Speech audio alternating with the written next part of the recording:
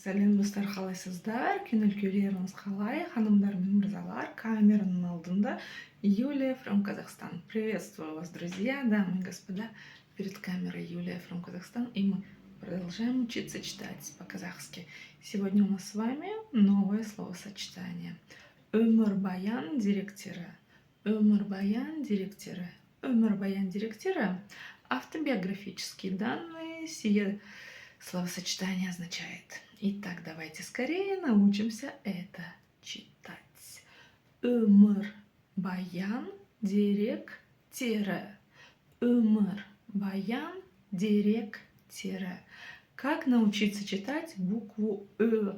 Ну или букву О с черточкой посередине. На самом деле легко и просто.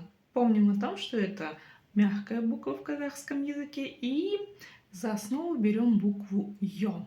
Ё. Ёлка. Но есть нюанс, когда мы произносим ее в русском языке, и она у нас стоит в начале слова, мы изначально слышим и краткую. В казахском языке мы отделяем эту часть первую и краткую, и у нас остается звук Например, пес, убираем букву П, и буква Ё уже даже в русском слове звучит как Она не звучит как О, она звучит как Ну, или давайте попробуем еще раз. Еще вот так. Прочитаем через букву О. О-мир, баян. Не то, правда? Через букву Ё. Ё-мир. Тоже не то. А вот именно то самое звучание, которое нам требуется в казахском языке, когда мы видим букву О с черточкой посередине. Едем дальше. Палочка с точкой – это тоже мягкая буква в казахском языке. Нечто среднее между буквами и И. Да-да-да, все эти буквы тоже есть в казахском языке. Буква И тоже, конечно же, мягкая, но их нужно различать по звучанию. И применение у них чуток разное. Но все по ходу пьесы будет объясняться. Итак, давайте пробуем прочитать через букву Мыр. Не то, должно быть мягко. Мир. Чересчур мягко, даже приторно. А вот мыр — та самая мягкость, та самая сладость, которая нам с вами нужна. Поехали дальше. Баян. Дальше ничего сложного. Как пишется, так и читается. И ничего у нас с вами не искажается. Следующее слово — директирі.